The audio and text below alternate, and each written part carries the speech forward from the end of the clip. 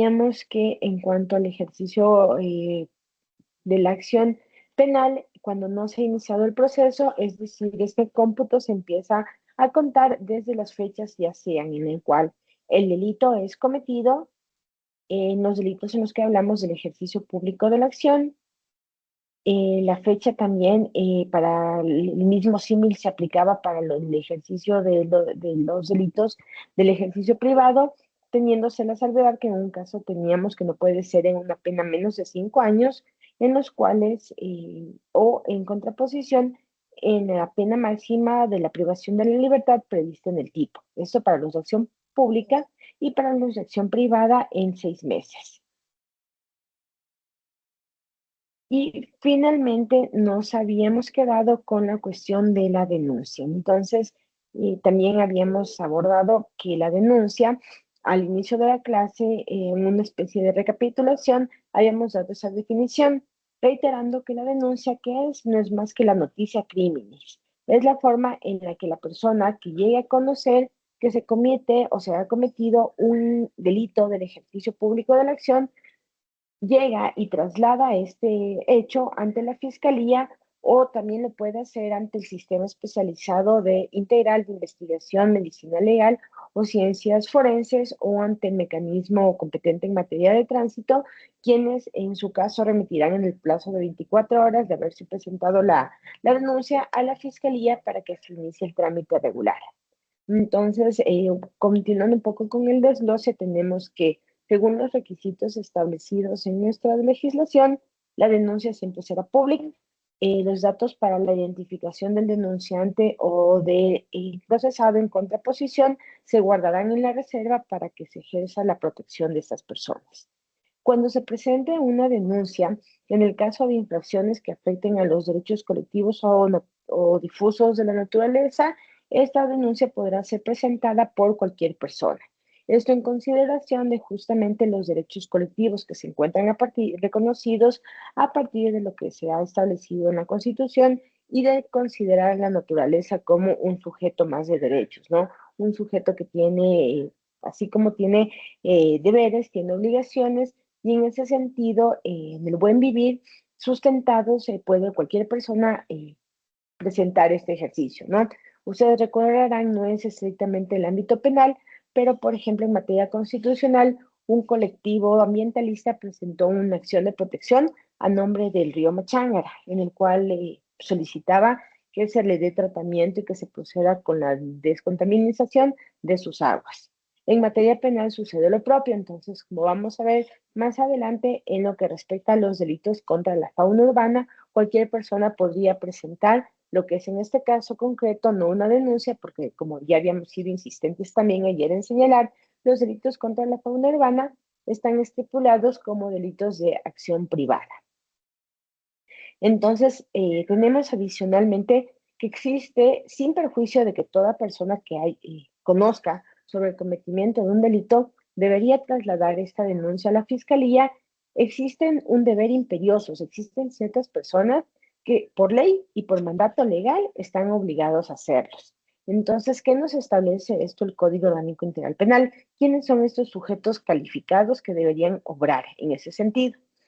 Tenemos en primer término que es la o el servidor público que en ejercicio de sus funciones conozca de la comisión de un presunto delito contra la eficiencia de la administración pública.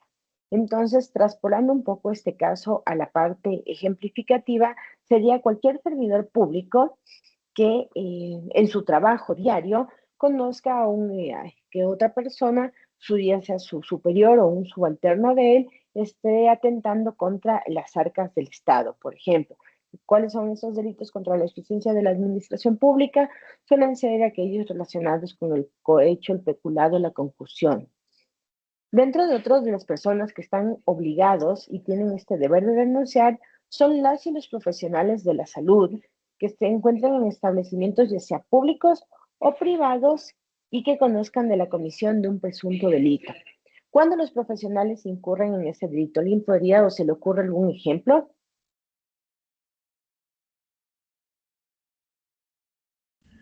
Perdón, doctora, muy buenas noches compañeros. Como ejemplo podría ser los casos ocurridos en el tema de la pandemia, con la venta de los medicamentos, ese tipo de cosas en los hospitales públicos y en el hospital específicamente de Elías de Guayaquil.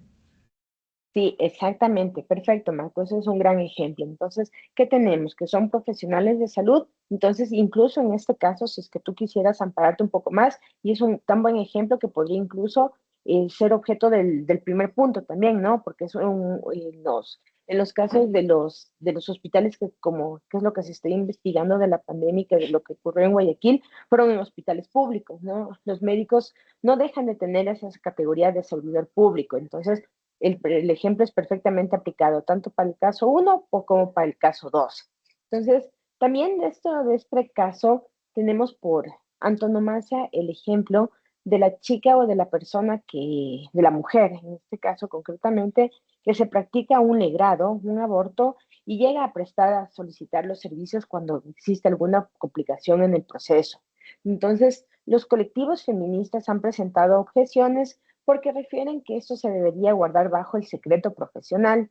Sin embargo, como en nuestro Código Orgánico Integral Penal, el aborto todavía es una institución que bajo ciertas perspectivas y ciertos escenarios todavía no se encuentra totalmente despenalizado. También es otro de los ejemplos y de los casos más recurrentes en los cuales los profesionales de la salud están obligados a trasladar la denuncia sobre el presunto cometimiento de estos delitos. Finalmente tenemos el tercero, que es las y los directores, educadores u otras personas responsables de instituciones educativas por presuntos delitos que se cometan en dichos centros. Entonces, igual, no sé si es que alguien más me puede ayudar con otro ejemplo. ¿Qué se les ocurre aquí? El caso Ampetra, doctor. Buenas noches, Doc. Oh, sí, sí. Y Marco, sí, justamente también el caso Ampetra. Sí, sí, sí, ese es un caso, me parece que es reciente, ¿verdad? Bueno, ese caso aconteció, yo creo que ya tenemos unos 4 o 5 años atrás en una institución educativa en Quito, en el sur, en la parte del sector de la Magdalena, por ahí. Sí, creo que es el Colegio Mayor Pedro Travesari, pero Exactamente, yo había escuchado que se había activado uno nuevo, entonces me sí, parece que, también. bueno, por la delicadeza de las cuestiones de los niños, niños y adolescencia, lastimosamente parece que estos temas son recurrentes. Me parece que Erika, ¿tenías algún otro ejemplo? Doc, un ejemplo concreto no, pero sí quería eh, comentar que a veces las psicólogas de los colegios pueden tener contacto con los niños, ellos a veces ahí ellos cuentan ciertas cosas y entonces ese es el deber, ¿no? Esa tutela Ujú. afectiva que tienen que poner una denuncia en esos casos. Eso, Doc. Sí, exactamente. Por eso, de hecho, igual, bueno, ustedes dentro de las mallas, dentro de las mallas institucionales de lo que es la formación, tanto de pregrado e incluso de posgrado, si es que no se opta por una carrera dirigida a la educación, no se analiza esto, pero por ejemplo, yo desde lo que estoy, como les había comentado, que en este momento estoy en una universidad pública, entonces he podido familiarizarme con lo que es ciertos tipos de protocolos o cierto tipo de información o de manejo docente de mallas curriculares y de conformación en estricto sentido de la universidad.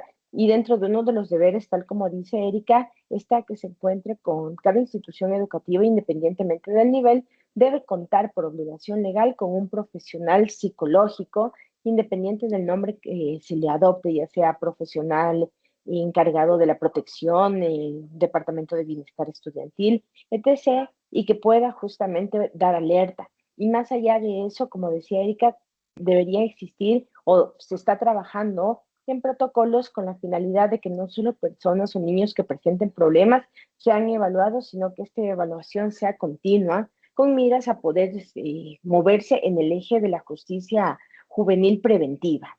Entonces, eso básicamente como un pequeño paréntesis. En contraposición, también tenemos que existe un deber ciudadano de denunciar. Esto surge con una de las nuevas reformas que son introducidas en estos recientes años en el Código Orgánico Integral Penal. Entonces, por ejemplo, ¿qué es lo que establece? Que todo ciudadano que en el desempeño de su actividad conociere la comisión de un presunto delito por obstrucción de la justicia, peculado, enriquecimiento ilícito, cohecho, concusión. Hasta ahí tenemos lo que son los delitos contra la eficiente administración de administración pública. Y posteriormente están el tráfico de influencias, el testaferrismo, sobreprecios, contratación pública, lavado de activos, asociación ilícita, delincuencia organizada, actos de corrupción en el sector privado, acoso sexual y demás delitos contra la integridad sexual y reproductiva, en especial cuando las víctimas sean niños, niños y adolescentes, debe denunciar dichos actos a las autoridades. Y que en este caso, cuando se actúa con el deber, en ejercicio de ese deber ciudadano de denunciar, los nombres y los demás datos de identidad del denunciante son considerados información reservada y se protege esta información. En contraposición, este deber de denunciar ofrece una innovación bastante novedosa, que significa que, por ejemplo, llega a establecerse en el mismo Código Orgánico Integral que en el caso de que el Estado pueda recuperar a manera de reparación integral el valor de todo el detrimento patrimonial que ha sufrido, le correspondería a la persona que denunció una compensación del 10 al 20% de todo lo que se ha logrado recompensarse, de todo lo que ha sido retribuido, a manera de una compensación por el deber ciudadano, por, digamos, esa excelencia, ese deber patriótico que ha cumplido. Entonces, eso es una cuestión que de hecho no tienen ninguna de lo que yo he revisado, no tenemos a nivel de Latinoamérica en ninguno de los otros libros, procedimientos penales. Entonces, entiendo que la intención del legislador en este caso estuvo orientada un poco a fomentar esa cultura cívica y a tratar de optimizar el desarrollo, la investigación de ciertos casos, propiciando la información. Entonces, igual ustedes podrán saber que también se opta, no quizás bajo esta figura de la compensación y del deber ciudadano, pero sí el Estado mantiene activamente campañas, por ejemplo, cuando ofrece recompensas, ¿no? En el caso de alias Fito, cuando estaban buscándolo, ofrecía, no, si no estoy mal, era como 100,000 o 200,000 dólares a la persona que proporcionara información efectiva. Entonces, esa es otra de las métodos, las técnicas investigativas que si bien están un poco al margen de la ley, se usan en la política estatal para tratar de lograr los fines de la consecución y que la persona que haya cometido algún delito pueda en efecto cumplir la pena y resarcir al Estado los daños y perjuicios que pudiera haber ocasionado.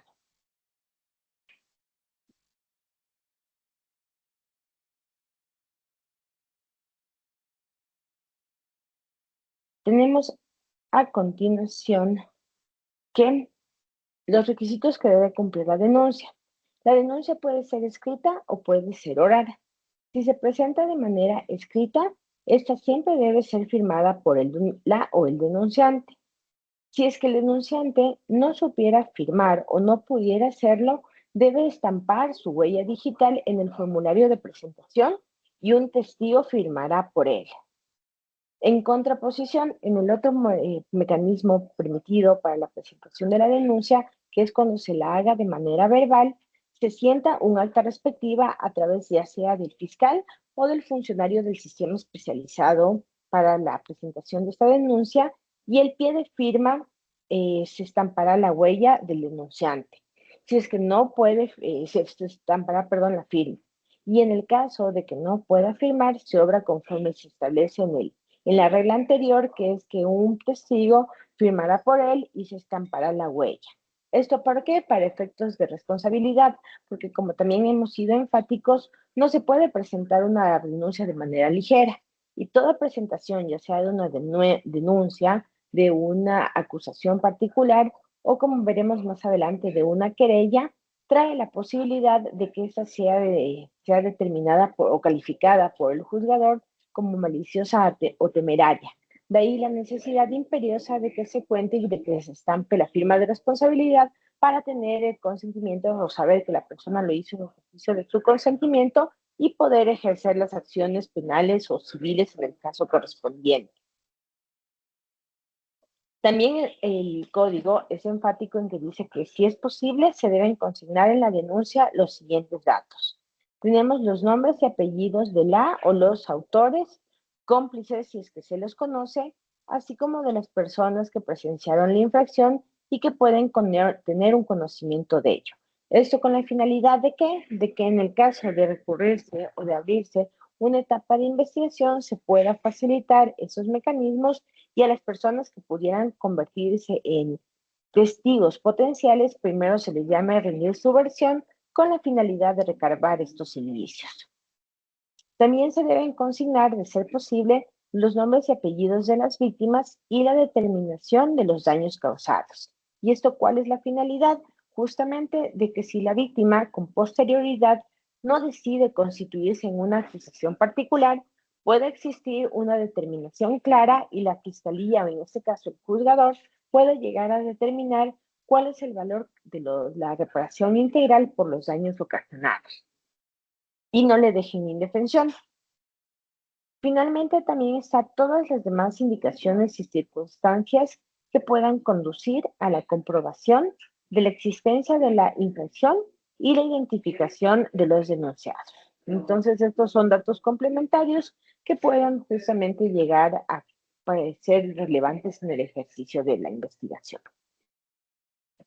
También tenemos como otra de las reglas que la denuncia deberá contener los nombres, apellidos, la dirección domiciliaria o el casillero judicial del denunciante. Esto con la finalidad de que se necesite ampliar o que la persona denunciante sea llamada a rendir versiones complementarias. Entonces, y de ser posible, se debe consignar de manera expresa el lugar, día y hora en el que el delito fue cometido. Por otro lado, tenemos la acusación particular. La acusación particular, como ayer habíamos indicado y volvemos a repetir un poco el tema, denuncia es antes del proceso, es antes, se constituye en el primer paso, si así quieren decirlo, de una investigación fiscal en la cual no se inicia de oficio. En contraposición, la acusación particular se presenta dentro del proceso, como ya hemos también indicado, tiene un plazo establecido súper estricto que es desde el inicio, de la instrucción hasta su conclusión. Entonces, ese es el lapso temporal que le da el juzgador o que me da la ley en mi calidad de víctima para yo poder constituirme en una parte procesal más activa. ¿Quiénes pueden presentar la acusación particular? Tenemos que estar legitimados. La víctima por sí misma o a través de su representante legal. También está la víctima como persona jurídica que puede hacerlo a través de su representante legal y en el caso de que no desee comparecer esto, podrá actuar por sí mismo o un procurador o procuradora judicial. Y también está la víctima entendida como una entidad o un organismo público, entendamos esto de una manera más amplia, una institución pública, y podrá acusar por medio de los representantes legales o los delegados especiales o el Procurador General del Estado para aquellas instituciones que carezcan de personería jurídica. Entonces, como saben ustedes, por ejemplo, los GATS tienen personería jurídica. No así algunos ministerios se encuentran inmersos o se encuentran derivados de otros ministerios y no tienen esa personería jurídica. Entonces, para poder actuar, recurren a la Procuraduría General del Estado, que conforme la ley orgánica de la Procuraduría General del Estado, valga la redundancia, es en términos amplios lo que puede constituirse como el abogado del Estado. Y quien es él es llamado para luchar y tratar de que se resarza el daño en cuanto se haya producido alguna afectación directa. Entonces aquí es importante indicar, como también hemos sido enfáticos, que siempre se requiere un poder especial. Es decir, no recuerdo si era José, Iván o Manuel, alguno me realizaba en los días pasados la consulta de que si es que, ¿qué pasaba si es que en el caso de la denuncia, el denunciante, si es que en el caso de la víctima, en la acusación particular, o si es que en el caso de la querella, el querellante no firmaban? Entonces, en ese caso decíamos que simplemente no debería proceder esto por temas de posterior responsabilidad.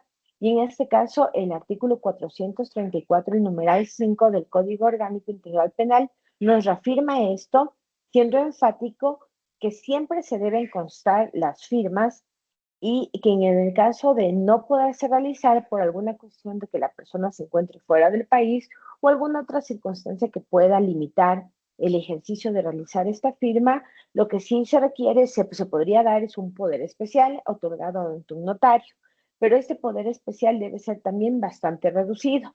en términos de que debería constar expresamente los generales de ley de la víctima, es decir, los nombres, apellidos, las cédulas de identidad. También deben constar, en el caso de la acusación particular, los generales de ley del procesado y las circunstancias de la infracción. Entonces, todo esto viene como una especie de declaración juramentada previa en la cual el notario va a dar fe pública de que la víctima desea presentar la acusación en esos términos y posteriormente a raíz de ello se coge y se presenta el poder especial para que este tercero pueda presentar la acusación, pero con unos términos claramente establecidos. Entonces, con esto acabamos lo que es el ejercicio de la acción penal pública.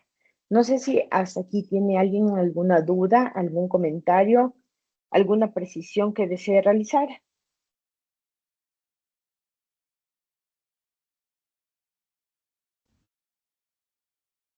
Perdón, doctora, yo tengo una inquietud. Sí, por favor, Marco. Sí, usted había mencionado hace poco en la lámina un poquito anterior sobre la declaración de maliciosa y temeraria la acusación. Ujú. La malicia y temeridad se puede solamente, en este caso, se la hace a través de un impulso o a través de una presentación por parte de la persona o de la parte afectada, o tal vez el juez por su propia cuenta puede declarar maliciosa y temeraria una acusación. Gracias por la precisión, Marco. Me parece que es muy importante y es muy válido llegar a llegar a ese esclarecimiento. El juez de oficio no puede llegar a calificar la denuncia o la acusación o la querella de maliciosa o temeraria, ¿no? Necesita siempre la petición, ya sea de, en este caso, el denunciado o del procesado en el caso de la acusación particular o del querellado en el caso de la acción privada, en la cual exprese y determine claramente cuál es el motivo. Entonces, porque nunca, y eso también es importante aclarar, no pueden concurrir de manera simultánea la malicia y la temeridad porque son excluyentes entre sí. Entonces, una cosa, como ya hemos mencionado, la malicia es litigar con esa maldad, ese conocimiento de que yo no tengo el derecho. Es, por ejemplo, interponer una denuncia, presentar una denuncia sabiendo que no existe ningún delito. Es activar el aparataje del Estado porque sí. Entonces, esa es la malicia. En cambio, la temeridad es tener un derecho, pero exigir a partir de la pretensión punitiva algo que mucho menos me corresponde. Entonces, ¿cómo sería un ejemplo de una denuncia temeraria? Yo sé que a mí me sustrajeron mi celular, pero que no se utilizó ni fuerza ni fuerza en las cosas, ni violencia contra mí, ni intimidación contra mí. Pero sabiendo esto, voy y presento una denuncia por robo e indico que las personas me amedrentaron, que usaron sustancias psicotrópicas, que además de eso sacaron un arma blanca. Entonces, sí se ve en el ejemplo cómo se llega a desvirtuar desde lo legítimo que es yo haber sufrido un daño en mi propiedad, pero se llega a exacerbar de tal forma en el cual se llega a faltar la verdad y presuntamente yo llego a incurrir en un delito que es el perjurio, que es estar faltando a los hechos y por el cual yo, por esa responsabilidad que estoy asumiendo, podría ser penalmente procesada. Entonces, como ratifico un poco, no, el juez de oficio no puede hacerlo, tiene que hacerlo, esto viene como impulso de alguna de las partes procesales y se debe llegar a determinar si es o maliciosa o si es temeraria, nunca las dos sucesivamente. Gracias, doctora. Muy gentil usted. No, de nada, gracias Marco por la apreciación, más bien, nos sirvió bastante para complementar. Si nadie más tiene ninguna pregunta, podemos continuar con el ejercicio privado de la acción. Entonces, me voy a proceder a compartirles. Listo.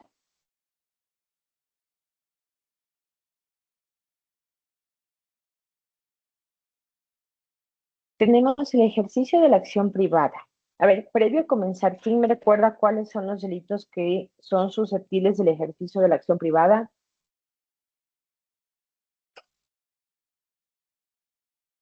Uno es calumnia, Muy bien, La otra, la usurpación.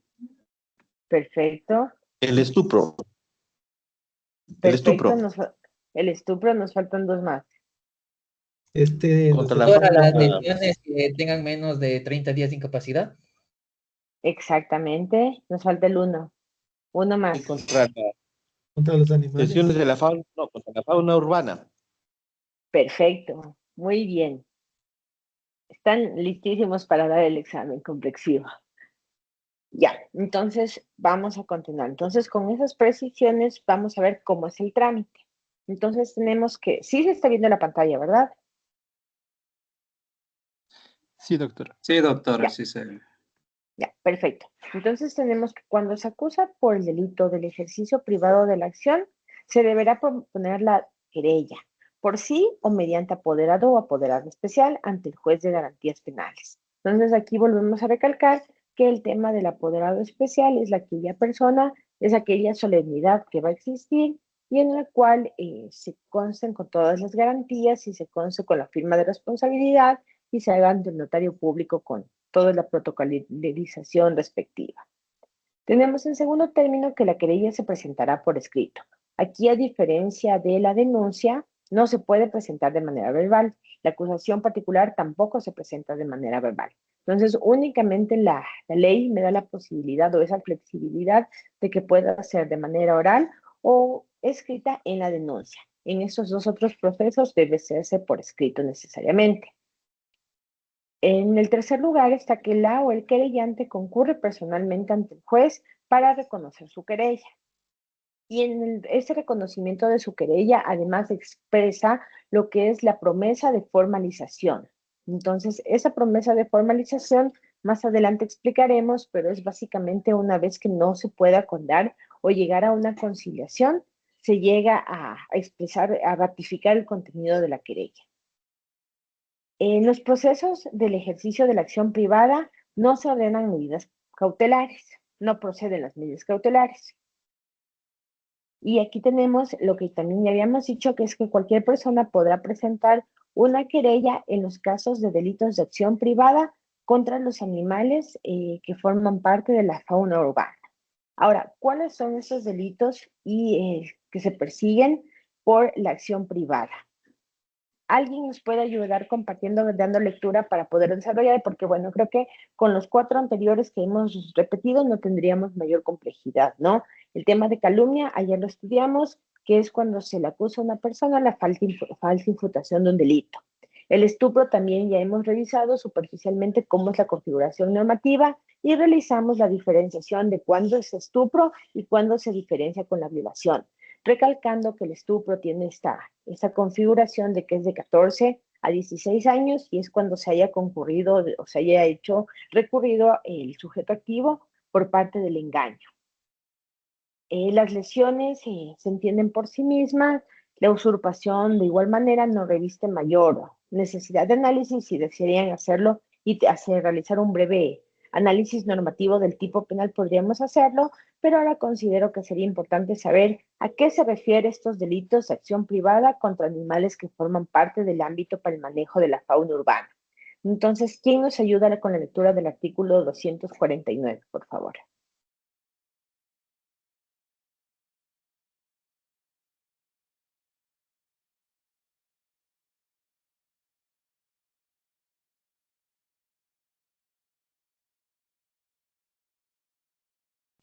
Creo que el José, gracias Erika, porque creo que José se ha ido de farra hoy. Dice, 249 lesiones a animales que formen parte del ámbito de la fauna urbana. La persona que lesione a un animal que forme parte del ámbito de la fauna urbana causándole un daño permanente será sancionada con pena privativa de libertad de 2 a 6 meses. Si la conducta se realiza como consecuencia de la crueldad o tortura animal, será sancionado con pena privativa de libertad de 6 meses a 1 año. Si la persona que comete esta infracción es aquella responsable del cuidado del animal por razones de comercio, quedará además inhabilitada por el mismo tiempo que dure la pena privativa de libertad y una vez terminada esta, para el ejercicio de actividades comerciales que tengan relación con los animales. Se aplicará el máximo de la pena prevista para este tipo penal si concurre al menos una de las siguientes circunstancias: haber causado al animal la pérdida o inutilidad de un sentido, órgano o miembro principal. Los hechos se hayan ejecutado en presencia de un niño, niña o adolescente, actuando con ensañamiento contra el animal. 4. Suministrando alimentos, componentes dañinos o sustancias tóxicas. Si el animal es cachorro, gerente o hembra gestante, cuando la infracción sea cometida por el dueño o tenedor del animal o por quien esté a su cuidado temporal o permanente. En este caso, el gobierno autónomo descentralizado municipal retirará el animal de la posesión o propiedad del infractor. Se exceptúan de esta disposición las lesiones que resulten producto de accidentes graves, enfermedades o por motivos de fuerza mayor bajo la supervisión de un especialista en la materia. Ya, perfecto. Entonces tenemos en primer término, dentro de este capítulo, como vamos a ver, tenemos principalmente que son 3 los delitos que forman parte. Entonces, lo que nos acaba de ayudar a dar lectura a Erika son las lesiones, que se formen a animales que forman parte del ámbito de la fauna urbana. Entonces, de hecho, como ustedes pueden ver y suele ser una práctica clandestina bastante habitual, es las razones de comercio, de que suelen los agentes metropolitanos o incluso he visto yo en páginas de Marketplace, de Mercado Libre, que suelen estar ofertando perritos o animales, incluso animales fauna endémica, animales exóticos para los fines de comercio. Entonces ya saben ahora que estas personas podrían incurrir justamente en lo que es un delito contra la fauna urbana. El siguiente, Eri, por favor, artículo 250, que es el abuso sexual a animales que forman parte del ámbito de la fauna urbana.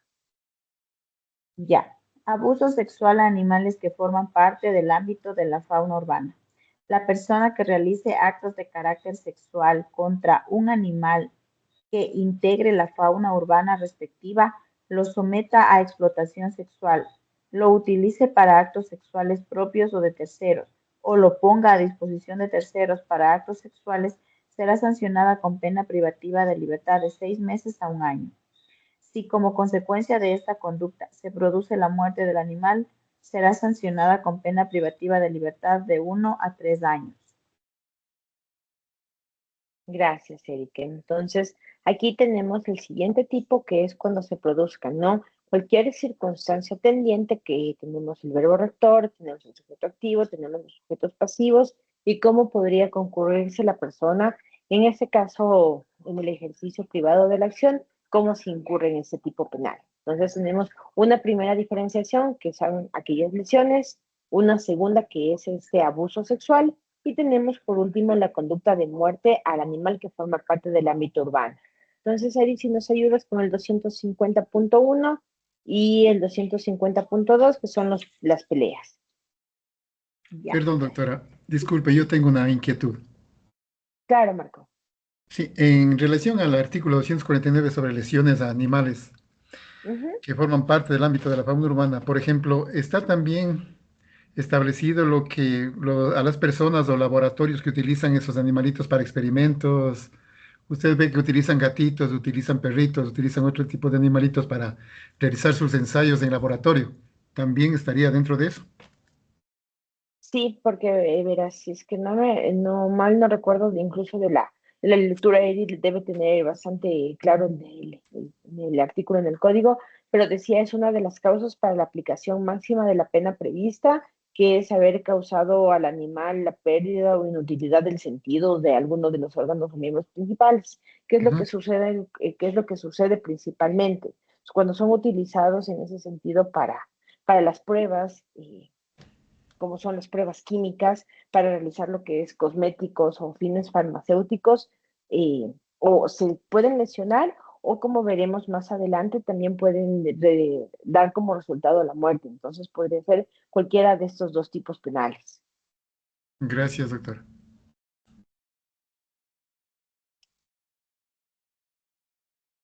Perfecto, Eri. Entonces, si nos ayudas con el siguiente. Ya, doctor. Dice 250.1. Muerte a animal que forma parte del ámbito de la fauna urbana.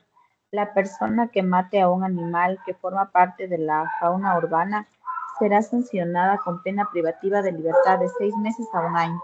Si la muerte se produce como resultado de actos de crueldad, será sancionada con pena privativa de libertad de 1 a 3 años.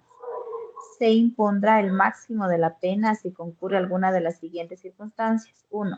Actuando con ensañamiento contra el animal. 2. Suministrando alimentos, componentes dañinos o sustancias tóxicas.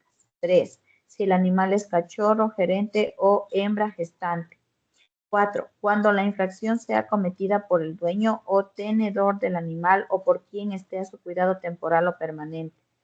Se exceptúan de esta disposición las acciones tendientes a poner fin a sufrimientos ocasionados por accidentes graves, enfermedades, consumo o por motivos de fuerza mayor bajo la supervisión de un especialista en la materia. 250.2. Peleas o combates entre perros u otros animales de fauna urbana. La persona que haga participar perros u otros animales de fauna urbana los entrene, organice, promocione o programe peleas entre ellos, será sancionada con pena privativa de libertad de 2 a 6 meses.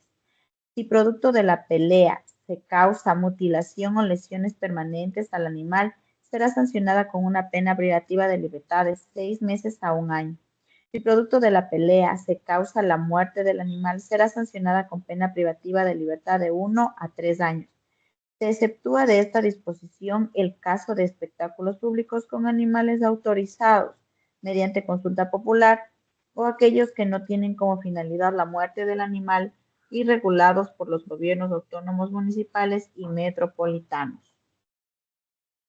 Perfecto, gracias, Eri. Entonces, tomando como referencia este último párrafo de que se exceptúa los espectáculos públicos con animales autorizados y cuando esos no tienen la finalidad de muerte de animal que son regulados por los respectivos municipios, ¿qué ejemplos se les viene a la mente?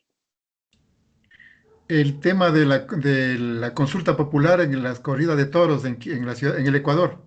En Quito está prohibida, en otras Exactamente. ciudades está prohibida, pero por ejemplo en el centro del país, Cotopaxi, Chimborazo, sí está permitido la lidia de toros con muerte. Exactamente, ajá, lo propio también tenemos con el tema de ciertas regulaciones de las peleas de gallos. Entiendo que en algunas municipalidades por generalmente la costa Doctora, ecuatoriana, una cuando... consulta. Ujú.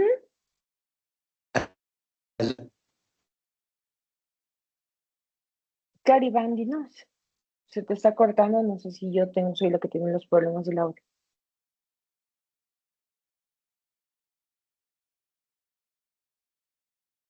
Iván, creo que lo perdimos.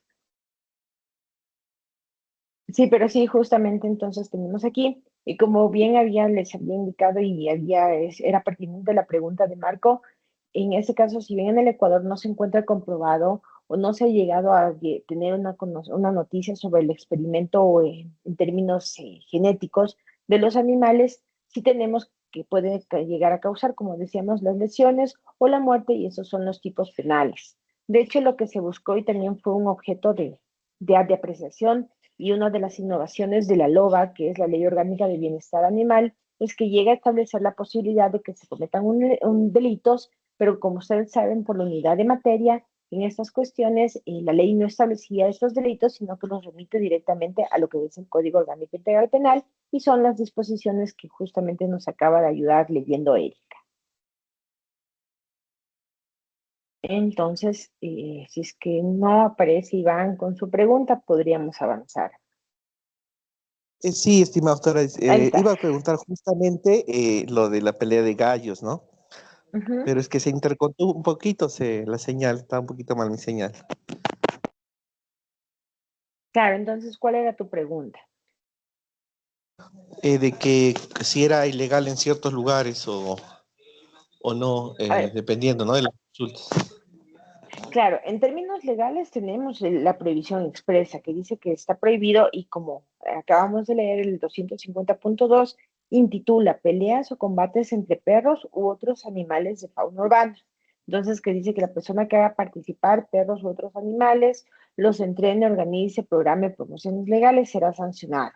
Entonces, pero ¿cuándo se exceptúa estos casos? Cuando los gobiernos municipales o metropolitanos se autoriza y cuando no tenga finalidad la muerte del animal. Entonces ahí sí mal yo les podría hablar, tampoco he profundizado más allá del tema, no he tenido mayor inteligenciamiento, saber si es que en todas las peleas de los gallos resulta muerto un animal, porque si resultara muerto, digamos, el contrincante, entonces no estaría prohibido evidentemente. Entonces, por ejemplo, eso podría ser el objeto de un artículo, una investigación más a fondo, si es que en efecto se llegan a dar en el Ecuador y si es que estarían amparadas bajo una prohibición, si es que un gobierno autónomo municipal podría dar esa exención para realizar el espectáculo o simplemente por las cuestiones o por la configuración del espectáculo en sí, no sería posible y estaríamos ante la prohibición y el ejercicio y el delito del ejercicio de la acción privada.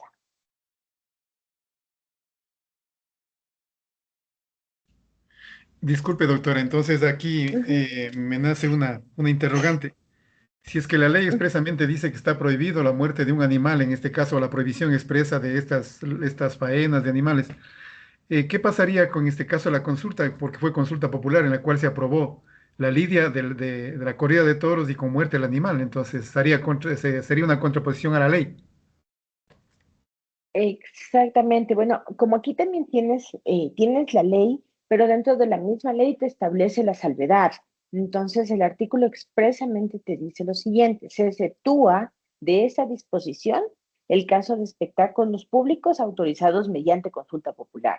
Entonces, en este caso tienes la generalidad y por ventaja para que no exista este vacío a interpretar, también existe expresamente en el mismo artículo la salvedad. Entonces tienes la prohibición en los otros casos y para la consulta popular y cuando estos estén autorizados por gobiernos autónomos, tienes la luz verde, digamos. De acuerdo, doctora, gracias.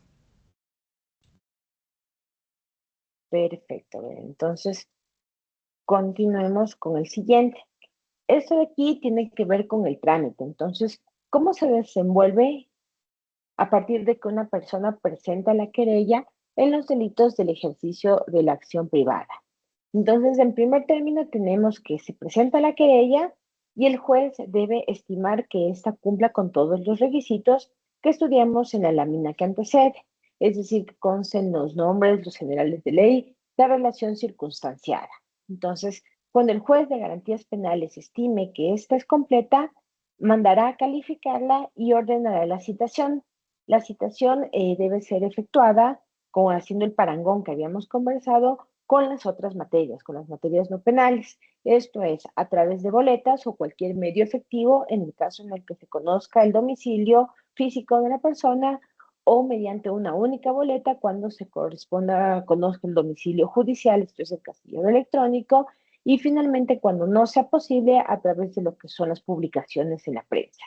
Entonces, efectuada la citación, corresponde que la persona querellada conteste esta en 10 días. A partir de la contestación, el juez, recibida la contestación, el juez de garantías penales ordenará que se aperture la causa de prueba por 6 días. En estos 6 días tienen tanto el querellado como el querellante, se habilita el término para que presenten y soliciten la práctica de prueba documental, soliciten peritajes y también anuncien testigos. Luego, precluida esta etapa, tenemos una audiencia, una primera audiencia. Ese trámite se desarrolla en 2 diligencias: una audiencia de conciliación y posteriormente la audiencia de juzgamiento. En la audiencia de conciliación se busca que se lleguen a través de algún acuerdo o de alguna transacción a través de los medios alternativos de solución de conflictos. Entonces, si no se logra la conciliación, el querellante lo que procede es que formalice su querella. De ahí de que lo que ustedes recordarán que dentro de los artículos que estaban de los requisitos para la presentación de la querella estaba el ofrecimiento de protesta, de formalizar la querella, y que no es otro trámite que se realiza posterior a la audiencia de juzgamiento, y es en los casos en los cuales no se llega a tener una conciliación. Entonces, también es importante señalar que si el querellado no acude a la audiencia y en efecto ha estado debidamente citado, se continúa en ausencia. Entonces, lo que se suele llamar que en las materias escoger, que se continuará en rebeldía. Finalmente, tenemos que cuando la persona eh, condenada por temeridad, ya, entonces tenemos esa cuestión. Posteriormente, evacuadas las pruebas y las diligencias, lo que le corresponde al juzgador es emitir la sentencia. Podría darse el escenario, por ejemplo, en el cual se llegue la persona, el querellante, no comparezca a la audiencia. Si es que el querellante no comparece a la audiencia, como veremos más adelante, tiene que ser obligado por responder por la malicia o la temeridad. Entonces, aquí en esta regla previamente se establece que la persona que esté condenada por temeridad pagará las costas procesales, así como la reparación que corresponda. Y que en caso de que el juzgador califique la malicia, el querellado podrá iniciar la acción penal correspondiente. Entonces, aquí también nos expresan las dos vías y se reitera en el compromiso o en la necesidad de que las decisiones o de que cualquier actuación judicial mediante la cual se active el aparataje estatal, ya sea a través de la Fiscalía con la denuncia o ya sea de impulso con las partes, pero se requiera la actuación de un juez, no se le haga de manera premeditada o de una manera en la cual no se llegue a pensar las consecuencias y se actúe sin tener las pruebas de vida. Entonces, si es que se llega a condenar al querellante por temeridad, se pagan costas procesales y reparación integral. Y si es que llega a avanzar y se llega a determinar la malicia, más bien lo que corresponde es que se puede iniciar la acción penal correspondiente, como en este caso podría ser por perjurio.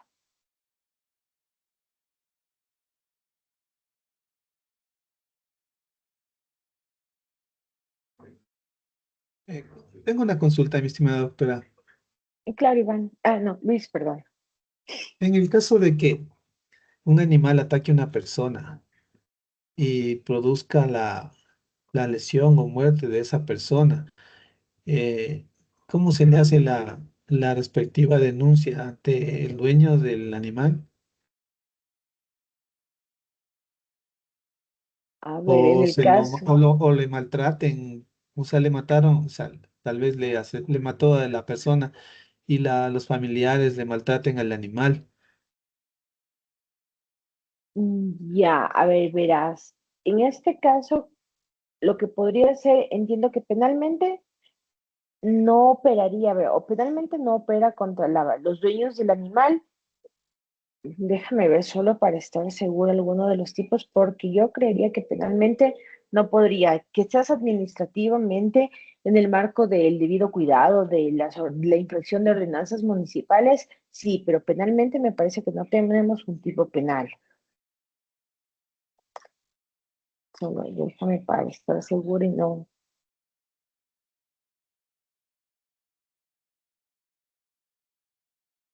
Claro, verás, de lo que estoy revisándole no tenemos en la jurisprudencia o en lo que se refiere en la parte sustantiva, no existe una expresa tipo de infracción que recaiga sobre la persona.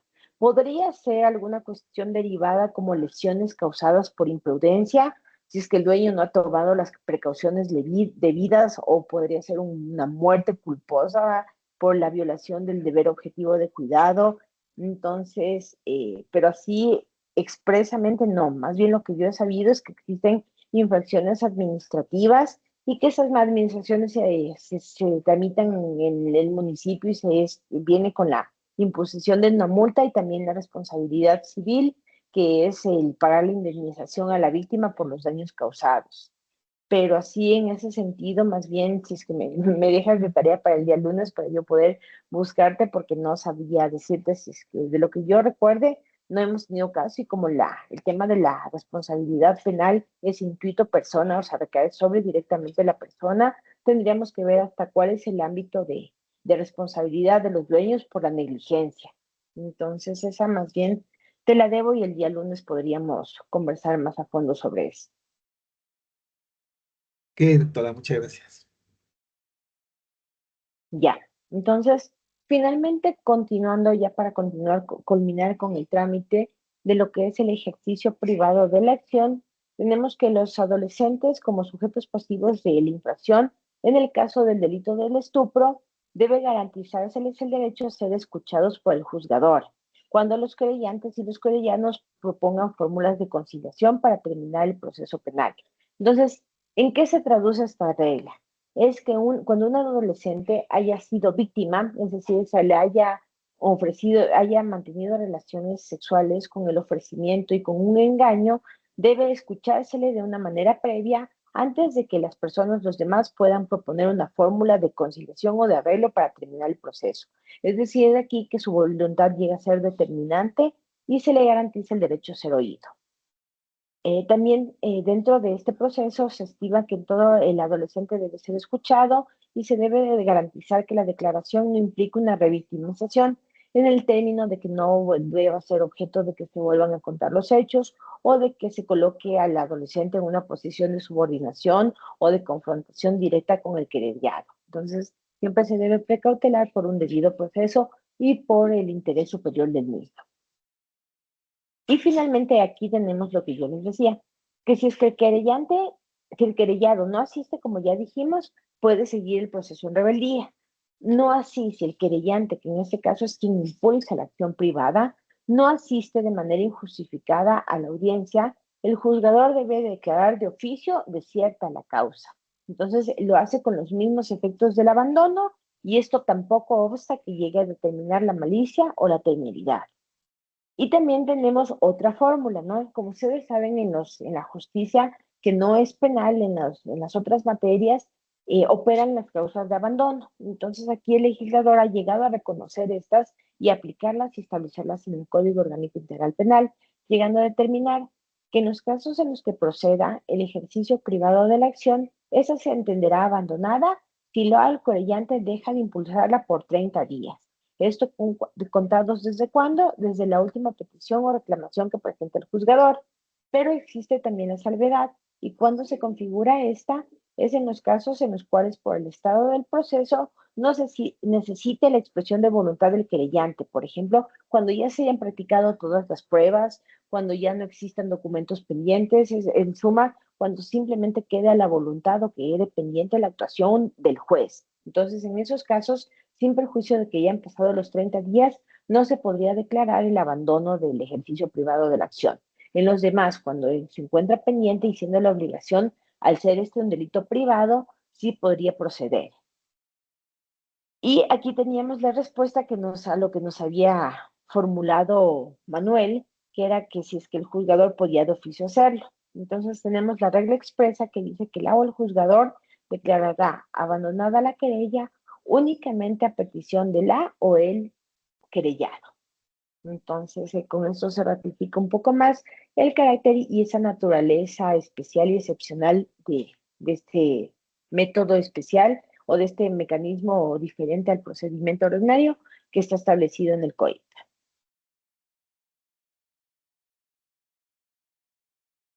Hasta aquí tenemos... Doctora, buenas noches. Justamente ahorita que estamos analizando esto del tema de la querella. Un conocido para un familiar pasó por uno de estos tipos penal, en donde aún no me queda clara porque, a ver, pasa de que fue por el delito de usurpación. ¿Ya?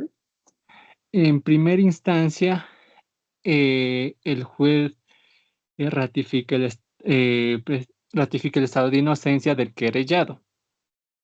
¿Ya? Ya. Ahora, esta persona que es familiar presenta un recurso de apelación. En el recurso de apelación le dictan sentencia para el querellado. Ya. Posterior a esto, el querellado presenta primero un recurso de aclaración. Al recurso de aclaración le contestan de que no hay nada que aclarar porque todo está claro. Ya. Y él presenta un recurso de doble confort. Ante la Corte Nacional. Exacto, ya. Pero, ¿por qué razón? Con la intención de que prescriba la acción. Porque claro está de que prescribe en 2 años este tipo penal. Ahora, Exactamente.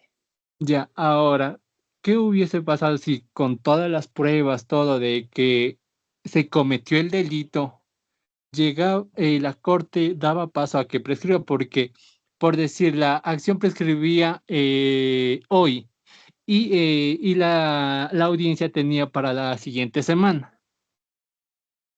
Entonces, Ujú. eso todavía no tengo claro qué hubiese pasado ahí. Ya, verás. En términos, ¿cuál es la razón de ser de la institución de la prescripción? La prescripción está concebida en términos del respeto a la fórmula de juicio y al principio de celeridad, ya que una persona debe tener con seguridad jurídica saber los tiempos procesales, porque si no, por ejemplo, lo que ocurriría es que tendríamos a condenados, más bien que no tendríamos condenados, sino que tendríamos a procesados cumpliendo eternamente medidas cautelares o prisiones preventivas sin una sentencia definitiva. Entonces, esa es la razón de ser de la institución de la prescripción. ¿Y qué sucede? En estos delitos como los del ejercicio de la acción privada, como bien lo has mencionado, tienen un plazo de prescripción mucho más célere, 2 años en relación a los 5 en los que ordinariamente pasan en el resto de las causas penales, ¿no? ¿Qué es lo que sucede? Que cuando opera la prescripción, es decir, desde haberse iniciado el proceso, pasados los 2 años, prescribe o prescribe. Entonces, en ese caso, a la persona que se le estaría siguiendo el procesado del delito de usurpación, se le ratificaría el estado de inocencia y ya no se podría seguir contra él ninguna acción, ninguna otra acción. ¿Por qué? Porque también tenemos ligado el principio del non bis in idem. ¿Qué es lo que pasa ya en lo fáctico? Las prescripciones no son así nomás, porque la prescripción también implica una inacción, una tardanza en cuanto a los trámites procesales. Entonces, el Código Orgánico de la Función Judicial también establece que en el caso de que se produzca una prescripción o de que un juzgador declare la prescripción de una causa, ya sea pública o ya sea privada, eso se informa al Consejo de la Judicatura y el Consejo de la Judicatura realiza una investigación para llegar a determinar responsables, porque eso también puede ser objeto de corrupción. Entonces, tal como me pintas tú en el escenario, parecería que en algún momento, en alguna instancia se demora más, porque como ya hemos visto también, los términos o los tiempos para que se lleve a cabo la audiencia de conciliación y la audiencia de juzgamiento en los delitos de ejercicio privado de la acción también son sumamente diligentes. Entonces, tenemos que en una primera fase tienes que la persona presenta la querella, se debe calificar la querella en 3 días, se manda a citar. Con la citación, una vez que el procesado ha sido citado, se le dan 10 días para que conteste. Son 6 días de término de prueba. Y tú, el término de unos 2, 3 meses para que se practique toda esta prueba significa que en primera instancia un proceso normal no debería durar más de 6 meses. Y lo propio con apelación, el recurso de apelación, como ya veremos, no debe ser apelado, o sea, no debe ser fundamentado. Entonces, la apelación, pongámosle en términos lanzando numéricos, no debería tampoco demorar más allá de 6 meses, 8 meses. Entonces, si sumas las dos actuaciones, no te da el cómputo más allá del año y medio. Entonces, debería llegar esto con la suficiente también el tiempo para la Corte Nacional, con el doble conforme, para que los jueces pudieran actuar. Pero si llega a la Corte Nacional llegando a una semana y no se llega a resolver y se llega a declarar la prescripción, obviamente hay una responsabilidad. En términos penales ya no se puede hacer nada, pero sí se puede ir en contra de las autoridades o en contra de los funcionarios que retardaron indebidamente la causa, y eso ya podría ser, como también hemos indicado, otra de las causas para que puedan ser destituidos o suspendidos en el ejercicio de las funciones. Pero en lo que nos refiere estrictamente a responsabilidad penal, lastimosamente con una prescripción ya no se puede activar la causa. A menos también que operen los plazos para la interrupción de la prescripción, ¿no? Pero bueno, en este caso no tenemos ni casos fortuitos ni fuerza mayor, que fue lo que se activó en el ámbito de la pandemia. Ya, le entiendo todo eso. Y ahora, ¿qué hubiese sido para este familiar todo el monto? Porque es monto económico, ¿no? Lo que perdió. ¿Cuál hubiese sido la reparación? ¿O quién hubiese cubierto esa reparación? ¿O nadie cubre esa reparación?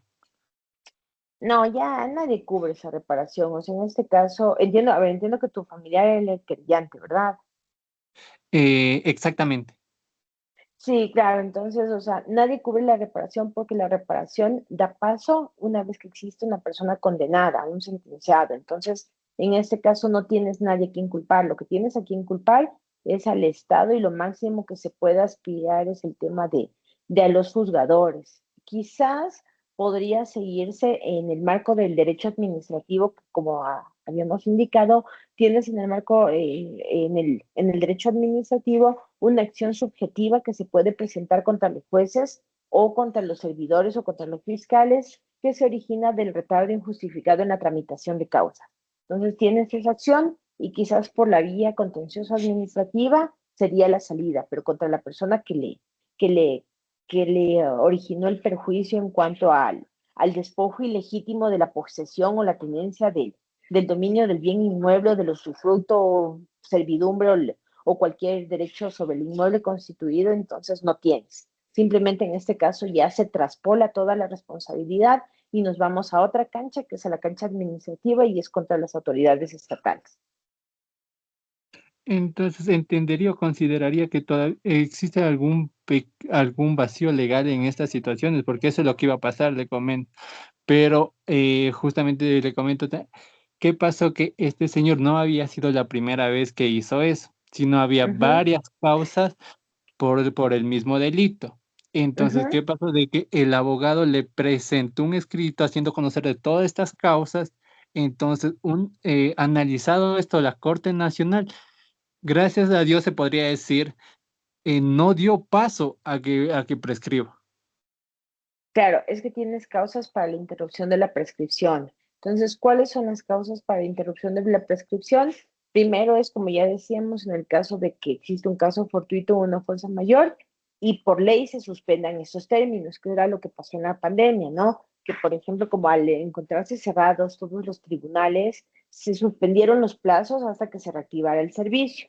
Y la otra también es que es justamente que es cuando se ve en efecto que la conducta de la persona procesada ha sido tendiente a realizar la prescripción, a que se produzca esa prescripción. Entonces, como por ejemplo a través de cuando se convocaba una audiencia, se presentaban certificados, cambiaba de defensa. Entonces, esa también puede ser otra de las causas que suspenden el ejercicio de la prescripción. Entonces, quizás ya analizando los jueces concretamente en la Corte Nacional, evidenciaron o que existió una causa o que la persona se le inició otro proceso por la misma causa, como tú bien indicas, y ahí son cuestiones de derecho que suspenden la prescripción. Ah, ya. Entonces, pero en el otro escenario, en el hipotético, como te digo, no quedaba más, o sea, la persona salía y más bien, o sea, tocaba irse a otras canchas. Ya. Ahora me queda mucho más claro todo este tema, doctor. Perfecto, gracias, Le Manuel. Me agradezco, parece muchas que gracias. todos esos ejemplos son súper ejemplificativos y nos ayudan a explayarnos más. Sí, la Entonces, verdad a que ver, sí. Muchas gracias. ¿qué horas son? Son las 8:15. Entonces, a ver, ¿les parece si nos vemos a las 8:35 con el compromiso de que ustedes puedan en los últimos 5 minutitos, o sea, se tomen el receso de 8:15, de 8:15 a 8:30 y que de 8:30 a 8:35 más bien puedan revisar sus apuntes, revisar todo lo que hemos aprendido y dedicarnos la última media hora que nos sobraría de esta clase a revisar o a ver, llegar a determinar las dudas que hayan podido surgirles de lo que hemos aprendido esta semana. ¿Les parece?